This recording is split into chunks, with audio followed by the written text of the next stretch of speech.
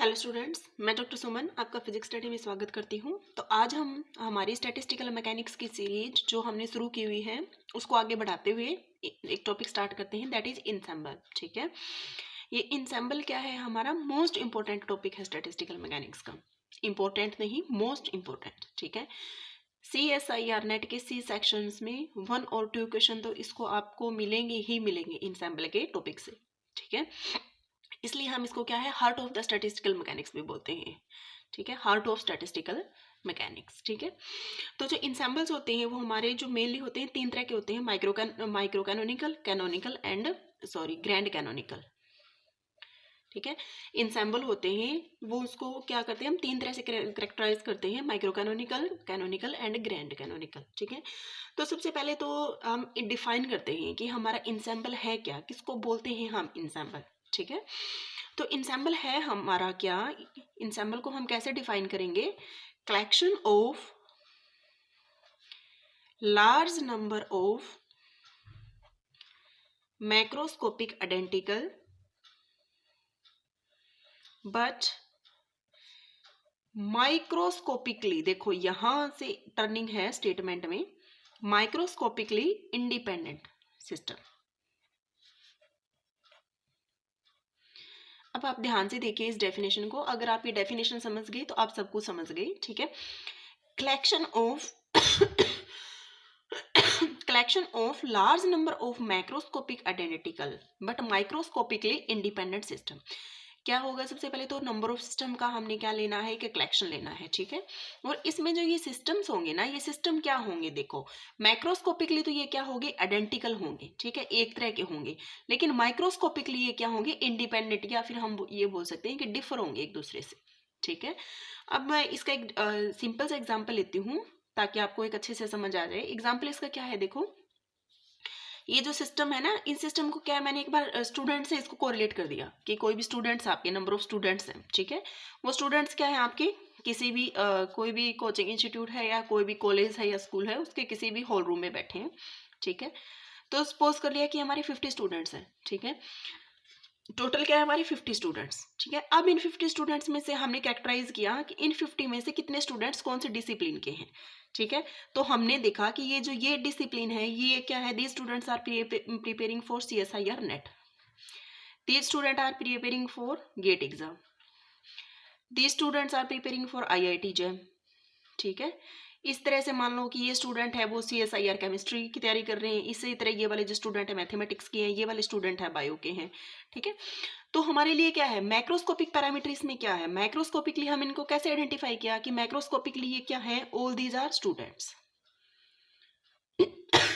Sorry, ये क्या है, स्टूडेंट्स। स्टूडेंट्स हमारे क्या है, मैक्रोस्कोपिक पैरामीटर। ठीक है, और ये कौन से पर्टिकुलर डिसिप्लिन से है, पर्टिकुलर डिसिप्लिन से है, ये हमारे लिए क्या है, माइक्रोस्कोपिक। ठीक है, कि हमारे किसके हैं, नेट के हैं, गेट के हैं, या फिर किसके हैं, ये हमारी क्या है, माइक्रोस्कोपिक पैरामीटर्स। तो होप आपको बहुत अच्छे से समझ आ गया होगा। एक ऐसा कलेक्शन है large number of macroscopic identical, collection of large number of systems. ठीक है, लार्ज नंबर ऑफ सिस्टम्स जो क्या है, मैक्रोस्कोपिक तो आइडेंटिकल है बट माइक्रोस्कोपिकली वो क्या है, डिफरेंट। तो इस तरह के सिस्टम को हम क्या बोलते हैं, इंसेंबल। ठीक है, इंसेंबल हमारी है कितनी तरह के, माइक्रो कैनोनिकल, कैनोनिकल और ग्रैंड कैनोनिकल। ठीक है, कैनोनिकल में से मोस्टली क्या है, कैनोनिकल से हमारा क्वेश्चन सेट होता है, या माइक्रो कैनोनिकल से भी सेट होता है। इसमें क्या, माइक्रो कैनोनिकल में हम क्या सीखेंगे, माइक्रो स्टेट्स निकालना। कैनोनिकल में हम क्या निकालेंगे, पार्टीशन फंक्शन। और ग्रैंड कैनोनिकल में भी हम क्या निकालेंगे, पार्टीशन फंक्शन। ठीक है, तो सबसे पहले तो हम क्या डिफाइन करेंगे, माइक्रो कैनोनिकल कौन सा, कैसे मतलब कैसे डिफाइन करेंगे, कैनोनिकल और ग्रैंड कैनोनिकल। ठीक है, तो हम 1 बाय 1 सबसे पहले स्टार्ट करते हैं माइक्रो कैनोनिकल। तो सबसे पहले हम स्टार्ट करते हैं माइक्रो कैनोनिकल। ठीक है, तो सबसे पहले मैं पैरामीटर लिख देती हूँ, EVN। माइक्रोस्टैटिक जो कैनोनिकल है इसको कौन से पैरामीटर से हम करेक्टराइज करेंगे, EVN। कैनोनिकल को हम किससे करेक्टराइज करेंगे, TVN। ठीक है, और ग्रैंड कैनोनिकल को हम किससे करेक्टराइज करेंगे, TV and mu, TV and mu. ठीक है, ये वाले पैरामीटर्स हैं जिनकी हेल्प से हम क्या करेंगे, इन इंसेंबल को समझेंगे। अब आप समझ रहे होंगे कि ये EVN TVN और ये क्या है। तो E क्या है, एनर्जी है सिस्टम की, V क्या है, वॉल्यूम ऑफ द सिस्टम, और N क्या है, number of particle of the system. ऐसे ही टेम्परेचर, वॉल्यूम और N क्या है, नंबर ऑफ पार्टिकल्स। ठीक है, ये म्यू यहाँ से एक नई क्वांटिटी है जिसको बोलते हैं केमिकल पोटेंशियल। ठीक है, केमिकल पोटेंशियल। तो सबसे पहले हम शुरुआत करते हैं कैनोनिकल से। ये एक ओवरव्यू दे दिया कि एक ऐसा सिस्टम जिसके जो मोस्टली जो सिस्टम को डिफाइन करेंगे, माइक्रो कैनोनिकल इंसैम्पल को जो डिफाइन करेंगे वो पैरामीटर कौन से हैं, EVN। ऐसे कैनोनिकल में TVN और ग्रैंड में क्या है आपके TV म्यू। ठीक है, तो फर्स्ट हम स्टडी करते हैं माइक्रो कैनोनिकल। ठीक है, माइक्रो कैनोनिकल में क्या है हमारा, हमने एक ऐसा कलेक्शन लेना है नंबर ऑफ सिस्टम्स का। ठीक है, collection of number of systems. ठीक है, कितने भी हो सकते हैं, 1 2 3 जितने भी। ठीक है, उसमें क्या लेना है हमने, मान लो कि ये एक सिस्टम है फर्स्ट, ये एक सिस्टम है सेकंड। ठीक है, इसमें कुछ गैस मॉलिक्यूल्स है मान लिया, इसमें भी क्या है हमारे गैस मॉलिक्यूल्स है। ठीक है, इन गैस मॉलिक्यूल्स का हमने क्या मान लिया जो ये बाहर वाली जो ये हमारी बाउंड्री है। ठीक है, सबसे पहले तो हमने जो ये बाउंड्री लेनी है वो क्या लेनी है, रिजिड। रिजिड क्या होती है, जो मूव ना कर सके, डोंट मूव, और जिसकी वजह से क्या रहेगा हमारा वॉल्यूम क्या रहेगा, फिक्स।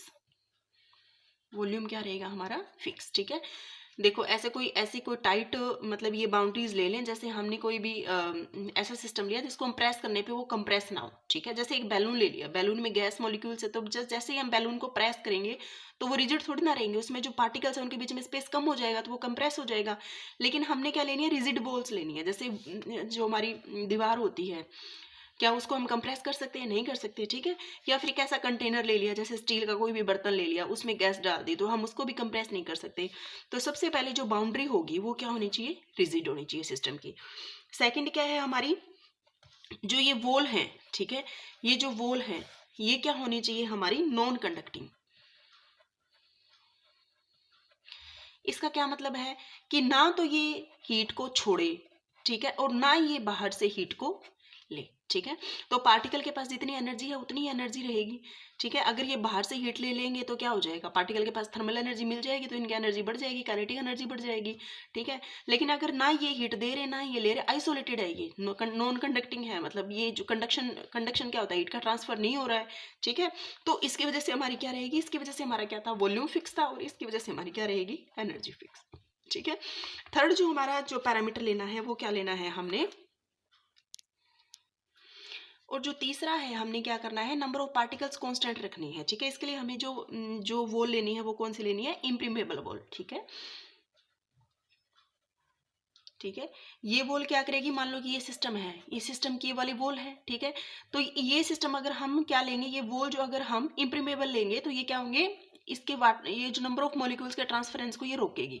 ठीक है, मान लो इसमें 100 मॉलिक्यूल्स हैं और इसमें 200 है, तो टेंडेंसी तो क्या है कि ये 100 वाले इधर जाए। ठीक है, लेकिन अगर ये वॉल इनको अलाउड नहीं कर रही तो यहाँ 100 रहेंगे, यहाँ 200 रहेंगे। ठीक है, तो नंबर ऑफ पार्टिकल्स हमेशा क्या रहेंगे, कॉन्स्टेंट। ठीक है, तो हमने 3 माइक्रो कैनोनिकल सिस्टम क्या है, कलेक्शन ऑफ इस तरह के सिस्टम का कलेक्शन है। ठीक है, और इस तरह के सिस्टम को क्या कहते हैं हम, isolated system. Isolated system, isolated का मतलब समझ रहे हो कि वो सबसे आइसोलेट है, नहीं तो वो क्या है, मॉलिक्यूल्स ले रहा है इधर उधर से, ना ही वो हीट ले रहा है और ना ही वो अपने वॉल्यूम को कंप्रेस कर रहा है, तो वो आइसोलेट है सबसे, सारे के सारे सराउंडिंग से वो क्या है, आइसोलेट। तो हम क्या बोलेंगे, माइक्रो कैनोनिकल को अगर एक 1 मार्क्स में अगर कोई कॉम्पिटेटिव एग्जाम में आ जाता है तो micro canonical is the collection of isolated system. ठीक है, किसका कलेक्शन है ये, आइसोलेटेड सिस्टम का। ठीक है, इसी तरह से क्या है, माइक्रो कैनोनिक, इसको कैनोनिकल को हम डिफाइन करेंगे। कैनोनिकल में क्या हो जाएगा, कैनोनिकल में हमारे क्या हो जाएंगे पैरामीटर, हमारी जो फर्स्ट है, देखो मैंने कौन से पैरामीटर डिफाइन किए थे, टी वी एंड एन। ठीक है, टी वी एंड एन, तो वॉल्यूम फिक्स रखना है तो कौन सी वॉल लेनी पड़ेगी हमें, रिजिड वॉल लेनी पड़ेगी। ठीक है, अब क्या है हमारा, टेम्परेचर कांस्टेंट करना है। टेम्परेचर कांस्टेंट कब होगा, देखो मान लो कि ये 2 सिस्टम थे ना मेरे पास। ठीक है, मान लो इसका टेम्परेचर है सिस्टम का 20 और इसका है 30। ठीक है, तो मैं चाहती हूँ कि दोनों का क्या हो जाए, इक्विलिब्रियम में हो जाए या कांस्टेंट हो जाए। तो कांस्टेंट कब होगा, जब यहाँ के जो मॉलिक्यूल्स हैं वो इसको हीट देंगे। ठीक है, और यहाँ वाले हीट गेन करेंगे। ठीक है, तभी तो एक इक्विलिब्रियम कांस्टेंट टेम्परेचर हो पाएगा 25 डिग्री सेंटीग्रेड। ठीक है, तो सेकंड क्या है, हमने जो फर्स्ट वो लेनी है वो रिजिड वो लेनी है, और सेकंड क्या है, हमें कंडक्टिंग वो लेनी है। क्या लेनी है हमें? कंडक्टिंग वॉल, जिसकी वजह से क्या हो जाए हमारा एनर्जी का ट्रांसफर। और एनर्जी का ट्रांसफर आपको पता है, हीट एनर्जी का ट्रांसफर कब तक होता है? जब तक टेम्परेचर डिफरेंस हो। जैसे ही temperature T1 is equal to T2 हो जाएगा तो वो क्या हो जाएगा? T constant. ठीक है। और थर्ड वही हमारी इम्परमेबल वॉल लेंगे तो वो क्या करेगी? यहाँ के पार्टिकल्स को क्या करेगी? मूव करने से रोकेगी। नंबर ऑफ पार्टिकल्स हमेशा यहाँ क्या रहेंगे? कांस्टेंट। तो जो थर्ड जो वॉल होगी वो क्या होगी? Impermeable wall. ठीक है। तो इसमें जो वॉल्स होंगी रिजिड, कंडक्टिंग एंड इम्परमेबल। ठीक है। इसमें क्या थी? रिजिड, नॉन कंडक्टिंग और इम्परमेबल। ठीक है। तो अब हम मूव करते हैं ग्रैंड कैनोनिकल। हम पहले डेफिनेशन डिफाइन करते हैं तीनों की। तो जो ग्रैंड कैनोनिकल जी के पैरामीटर थे वो क्या थे? T we knew. ठीक है। टी फिक्स रखना है, इसका मतलब क्या होगा? एनर्जी का ट्रांसफर होगा। ठीक है। एनर्जी का ट्रांसफर होगा, इट मीन्स क्या है? आपका टेम्परेचर क्या रहेगा? कांस्टेंट रहेगा। ठीक है। और एनर्जी का ट्रांसफर होगा तो हमें कौन सी वॉल चाहिएगी? कंडक्टिंग वॉल चाहिएगी। ठीक है। कंडक्टिंग वॉल होनी चाहिए। सेकंड क्या है? हमें वॉल्यूम फिक्स रखना है। अगर हमें वॉल्यूम फिक्स रखना है तो हमारे पास जो है वो क्या होनी चाहिए? रिजिड वॉल होनी चाहिए। ठीक है। थर्ड हमारा क्या है कि हमने नंबर ऑफ पार्टिकल्स भी क्या करनी है? कांस्टेंट करनी है। ठीक है। कंसंट्रेशन ग्रेडियंट हमें नहीं रखना कि मान लो यहाँ पे 200 पार्टिकल है और यहाँ पे 100 है तो ये कंसंट्रेशन ग्रेडियंट है ना। ठीक है। हमेशा मॉलिक्यूल्स क्या करेंगे? यहाँ से यहाँ फ्लो करने की कोशिश करेंगे, क्योंकि ये टेंडेंसी है नेचर की कि कोई भी चीज़ है वो हमेशा हायर से लोअर पोटेंशियल की तरफ मूव करना चाहती है। ठीक है। तो इसके लिए हमें क्या होगी? इम्प्रीमेबल वॉल हटानी पड़ेगी। हमें क्या लगानी पड़ेगी? Preamble wall. ठीक है। तो अब की बार हम क्या लगाएंगे? Preamble wall. ठीक है। होप आपको तीनों अच्छे से क्लियर हो गए होंगे। फर्स्ट था हमारा माइक्रो में हमारा क्या रहेगा? EVN। सेकंड है हमारा कैनोनिकल में हमारे क्या रहेंगे? TVN। और थर्ड है हमारा ग्रैंड कैनोनिकल जिसमें हमारा क्या रहेगा? TV new. ठीक है। ये पैरामीटर्स हमारे क्या रहेंगे? कांस्टेंट। ठीक है। होप आपको तीनों एग्जाम्पल अच्छे से समझ आ गए। अब हम वन बाय वन मूव करते हैं। ठीक है। तो सबसे पहले हम समझेंगे माइक्रो कैनोनिकल। ठीक है। तो सबसे पहले हम शुरू करते हैं माइक्रो कैनोनिकल। तो डेफिनेशन तो हम इसकी पढ़ चुके हैं। इसके लिए हमारी रिजिड वॉल होनी चाहिए, दूसरी नॉन कंडक्टिंग होनी चाहिए और क्या होनी चाहिए? इम्परमेबल होनी चाहिए। ये पैरामीटर्स तो पढ़ लिए हमने। और EVN क्या होना चाहिए? कांस्टेंट। ये सारी चीजें हम पढ़ चुके हैं अब तक माइक्रो कैनोनिकल के बारे में। तो अब हम क्या करेंगे? माइक्रो कैनोनिकल इंसेम्बल के बारे में डेफिनेशन हमारा जो मेन पॉइंट ऑफ फोकस है वो हमारा क्लियर हो गया। ठीक है। सबसे पहले अब क्या है कि माइक्रो कैनोनिकल में जो मेन जो इंसेम्बल यूज किया जाता है that is use to calculate the microstate of the system. Microstate of the system. तो माइक्रो कैनोनिकल में हम क्या करेंगे? माइक्रोस्टेट क्या है? कैलकुलेट करेंगे सिस्टम की। ठीक है। माइक्रोस्टेट को हम रिप्रेजेंट करते हैं लाइक दिस। ठीक है। This is the microstate of the system. ठीक है। इस माइक्रोस्टेट को हम अब कैलकुलेट कैसे करेंगे? ठीक है। माइक्रोस्टेट आप ऑलरेडी मैं समझा चुकी हूं। मैक्रोस्टेट और माइक्रोस्टेट मैं आपको बहुत अच्छे से समझा चुकी हूँ। ये माइक्रोस्टेट और माइक्रोस्टेट मैंने एक एग्जांपल लिया था कि मैंने क्या किए? 3 कॉइन्स अगर मैंने टॉस किए। ठीक है। तो माइक्रोस्टेट की प्रोबेबिलिटी क्या है?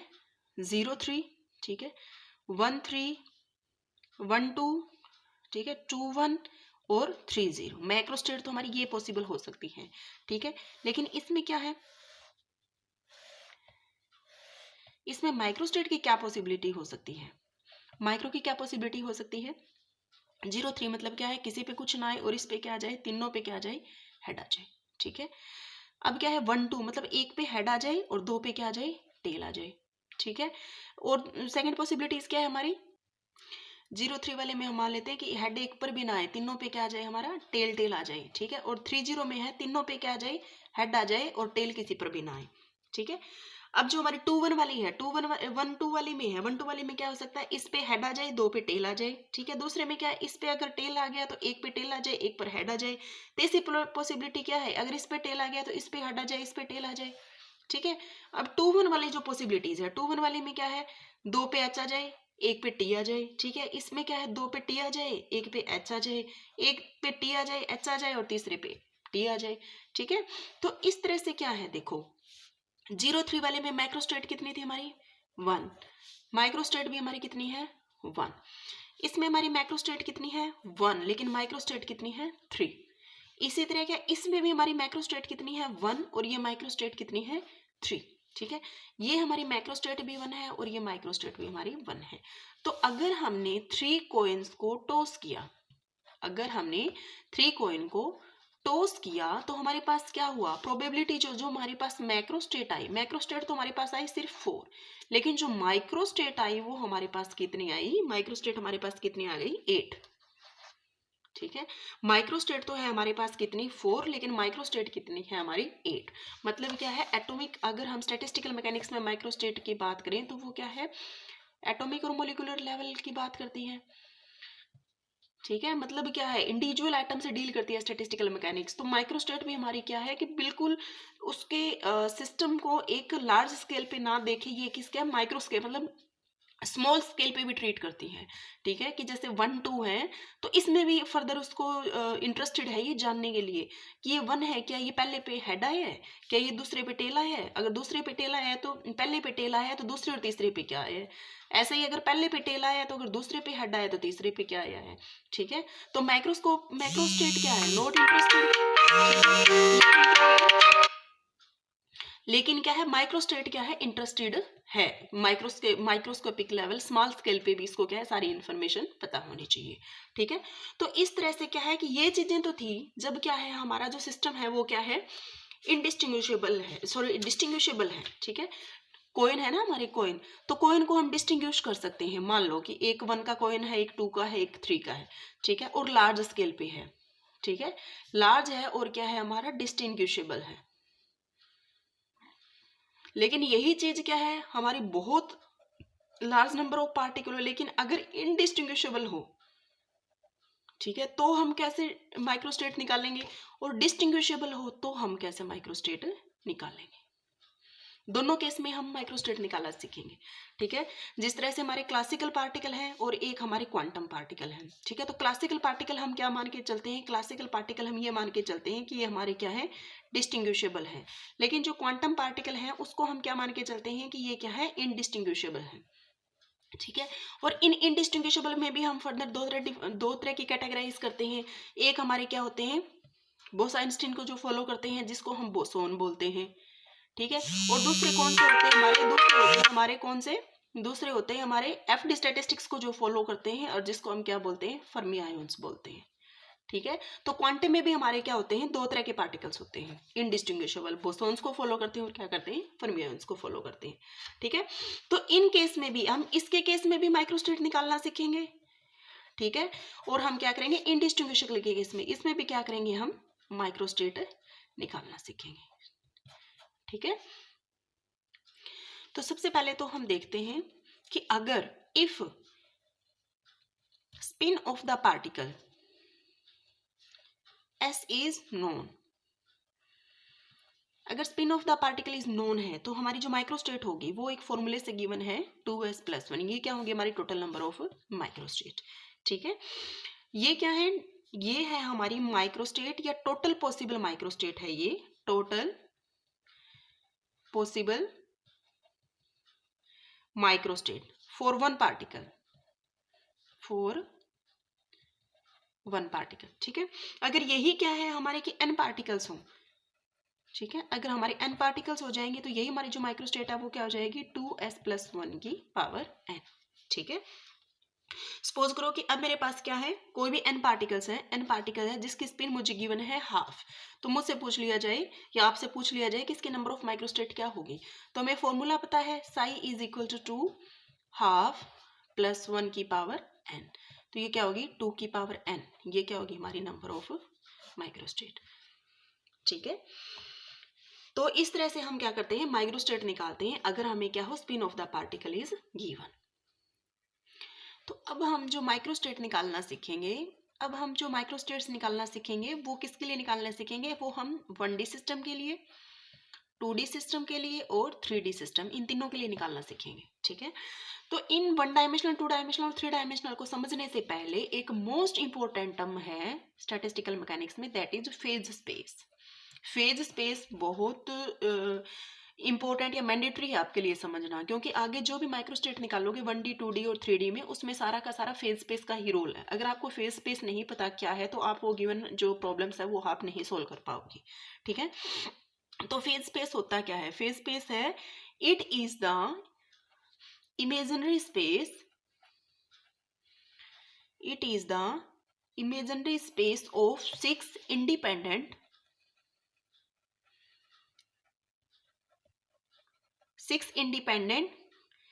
coordinates, ठीक है, of which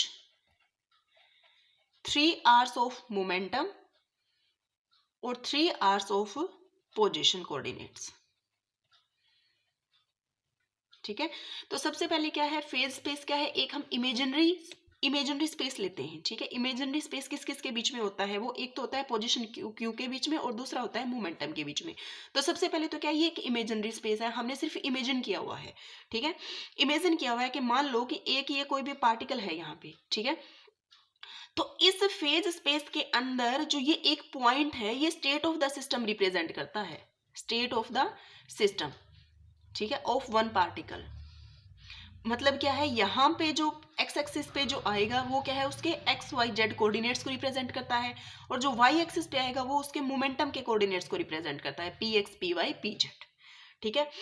इसका मतलब क्या है, देखो कि ये क्या करता है, जो एक पॉइंट है ये सिर्फ एक पॉइंट पूरे स्टेट को रिप्रेजेंट करता है, ठीक है। सिंप्लिसिटी के लिए क्या करते हैं कि हम सिंप्लिसिटी के लिए एक ऐसा स्पेस हमने फेज स्पेस मान लिया कि उसके अलग अलग जगह बताने की बताई हमने, एक मान लो एक पॉइंट रख दिया। इट मीन्स क्या है, उस पॉइंट के कोरस्पॉन्डिंग जब हमने दो एक्सिस खींची तो यहाँ पे P x P Y P Z और एक्स वाई जेड, मतलब ये 6 कोऑर्डिनेट्स सिस्टम का एक वो क्या है, स्पेस है, इमेजिनरी स्पेस। तो एक पॉइंट यहाँ पे state of the system represent करता है, मतलब उसके 6 कोऑर्डिनेट्स को डिफाइन करता है कि उसके एक्स वाई जेड की वैल्यू क्या है और उसके P x P Y P Z की वैल्यू क्या है, ठीक है। तो हमारा क्या होगा, एक पार्टिकल के लिए क्या होगा, वन पार्टिकल के लिए हमारे पास क्या होगा, वन फेज स्पेस, ठीक है। इसी तरह हमारे n पार्टिकल्स के लिए हमारे पास क्या होगा, n फेज स्पेस, ठीक है। n फेज स्पेस जिसको हम कई बार क्या है, गामा स्पेस भी बोलते हैं। जितने भी हमारी जो स्टैंडर्ड की बुक है, पथारिया वगैरह की जो स्टैंडर्ड की बुक है ना स्टैटिस्टिकल मैकेनिक्स की, वहां पे गामा स्पेस भी कई बार लिखा हुआ है। तो गामा स्पेस से कंफ्यूज मत होना, एक तरह का ये फेज स्पेस ही है, ठीक है। सपोज करो कि मान लो कि हमारे पास 3 पार्टिकल्स हैं अलग अलग, ठीक है। ये particle, second particle, third particle, ठीक है। तो ये एक पार्टिकल के लिए हमारे पास कितने कोऑर्डिनेट्स हैं, 6। सेकंड पार्टिकल के लिए भी हमारे पास कितने कोऑर्डिनेट है, 6। थर्ड पार्टिकल के भी हमारे पास कितने हैं, 6। तो हमारे पास 3 पार्टिकल्स हैं, ठीक है। 3 पार्टिकल्स के लिए हमारे पास कोऑर्डिनेट सिस्टम कितने हो गए, 18, ठीक है। तो 3 पार्टिकल्स के लिए हमारे पास कितने हो गए, 18। तो हम ऐसे कह सकते हैं कि हमारे पास n पार्टिकल्स हैं। अगर हमारे पास n पार्टिकल्स हैं तो उसके लिए हमारे जो 18 क्या होगी, उसकी कोऑर्डिनेट एक्सिस होगी, ठीक है। तो हम ऐसे कह सकते हैं कि अगर हमारे पास n पार्टिकल्स है तो उसके लिए क्या हो जाएगी, 6n एक्सिस। एक पार्टिकल के लिए 3 एक्सिस, एक पार्टिकल के लिए हमारे पास क्या हो गई, वन पार्टिकल के लिए हमारे पास कितनी एक्सिस है, वन पार्टिकल के लिए हमारे पास एक्सिस कितनी है, 6। 3 पार्टिकल के लिए एक्सिस हमारे पास कितनी है, 18। तो हम ऐसे बोल सकते हैं कि n पार्टिकल्स के लिए हमारी क्या हो जाएगी, 6n हो जाएगी, ठीक है। 6n क्या हो जाएगी हमारे पास, कोऑर्डिनेट एक्सिस, ठीक है। तो इस तरह क्या है, हम क्या करते हैं कि जितने भी हमारे जो फेज स्पेस है इसको हम कंबाइन कर देते हैं, ठीक है। जैसे हमारा इस पॉइंट का जो ये स्टेट ऑफ सिस्टम रिप्रेजेंट कर रहा है वो ये वाला फेज स्पेस कर रहा है, इस वाले पार्टिकल को ये वाला फेस कर रहा है और इस वाले पार्टिकल को ये कर रहा है, ठीक है। तो इस तरह से हम सारे पार्टिकल को कंबाइन करके सारे फेज स्पेस को कंबाइन कर देते हैं हम और एक सिंगल फेज स्पेस बना देते हैं जिसको बोलते हैं हम गामा फेज स्पेस, ठीक है, गामा फेज स्पेस। और बहुत सारी बुक इसको गामा फेज स्पेस को ही क्या करती है, फेज स्पेस बोलती है, ठीक है। तो कंफ्यूज नहीं होना है। हमारा क्या है, गामा स्पेस जो होगा वो क्या बन जाएगा, यहाँ पे अगर कोई भी पार्टिकल्स है तो क्या करेगा, वो रिप्रेजेंट करेगा, क्या करेगा, रिप्रेजेंट स्टेट ऑफ कंप्लीट, ठीक है, state of complete state of the system, मतलब complete state of the system represent करेगा वो, complete state of the system. ये थोड़ा सा कंफ्यूजिंग जरूर लगेगा आपको, लेकिन जब न्यूमेरिकल्स करोगे ना आप सोल्व तो ये सारी चीजें आपको क्लियर हो जाएंगी, ठीक है। मीन्स क्या है कि means eight a particular time, ठीक है, means eight a particular time what is the position and momentum value, ठीक है। पोजीशन किस पोजीशन देगा हमें, एक्स एक्सिस पे देगा, और मोमेंटम क्या देगा हमें, वाई एक्सिस पे देगा, ठीक है। तो मैंने ये मान लिया कि 6 एंड डायमेंशन है, मैंने इसको गामा स्पेस मान लिया, तो यहाँ पे क्या देगा ये, P x P Y P Z px1 मान लो मैं, px2 py1 pz1, px2 py2 pz2, ऐसे ही px3 py3 pz3। ऐसे ये क्या देगा, x1 y1 z1, x2 y2 z2, x3 y3 z3। ठीक है, तो ये 6 n डायमेंशन स्पेस है, तो इसने क्या दिया कि इसके कोरेस्पॉन्डिंग जो हमारे हैं क्या आएंगे, 18 एक्सिस आएंगी ना, तो 9 तो किसके कोरेस्पॉन्डिंग आएंगी, हमारी मोमेंटम के कोरेस्पॉन्डिंग, और 9 क्या आएंगी, हमारी पोजीशन के कोरेस्पॉन्डिंग। यहाँ पे हमने डिफाइन किया था ना कि अगर हम 3 पार्टिकल्स है, ये अलग अलग फेज स्पेस था, इसको अगर मैंने एक ही फेज स्पेस बना दिया, एक ही फेज स्पेस बना दिया, मतलब एक पॉइंट इस state of the system represent कर रहा है, तो 3 पार्टिकल के पास क्या थी, 18 कोऑर्डिनेट एक्सिस थी। 18 में से क्या थी, 9 किसकी थी, मोमेंटम की, और 9 किसकी थी, पोजीशन की।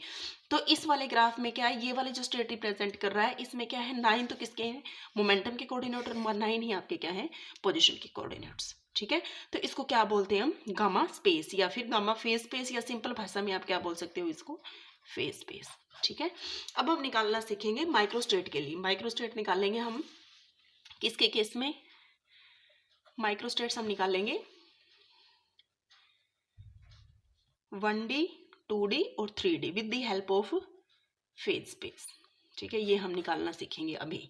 अगर आपको फेज स्पेस समझ आ गया तो ये प्रॉब्लम्स बहुत इजी हो जाएंगे आपके लिए समझना। ठीक है,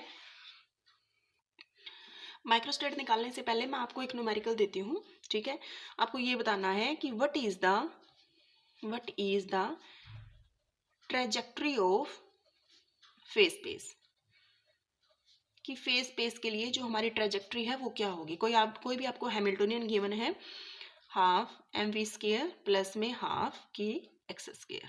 ठीक है, ये आपको कोई भी हैमिल्टोनियन गिवन है और ये पूछा है कि इसकी ट्रेजेक्ट्री क्या होगी हमारी फेज स्पेस की। ठीक है, तो हमारी जो हाफ mv स्क्वायर है ये हमारी क्या है, काइनेटिक एनर्जी, और ये क्या है, हमारी पोटेंशियल एनर्जी। ठीक है, हमें पता है कि पोटेंशियल एनर्जी क्या होती है हमारी हार्मोनिक ऑक्सीलेटर के केस में हाफ के एक्स स्क्वायर होती है। ठीक है, तो ये हैमिल्टोनियन क्या है, ये टोटल एनर्जी है। ठीक है, इसको हम ई भी लिख सकते हैं, E is equal to half mv square plus half के एक्स स्क्वायर। ठीक है, और जो मोमेंटम होता है वो क्या होता है, p is equal to mv होता है। ठीक है, इसको हम कैसे लिख सकते हैं, काइनेटिक एनर्जी को हम कैसे लिख सकते हैं, काइनेटिक एनर्जी क्या है हमारी, हाफ mv स्क्वायर। ठीक है, तो इसको कैसे लिख सकते हैं हम, p स्क्वायर बाई 2m भी लिख सकते हैं काइनेटिक एनर्जी को। ठीक है, तो यहाँ पे हमने काइनेटिक एनर्जी को क्या लिया, मोमेंटम की टर्म में लिख लिया। इसको क्या लिख लिया हमने, p स्क्वायर बाई 2m, और ये क्या है हमारा के एक्स स्क्वायर बाई 2 है। ठीक है, अगर हम इस e को इधर ले आए तो ये क्या हो गया, p square by 2me plus में के एक्स स्क्वायर बाई में 2e इज इक्वल टू 1।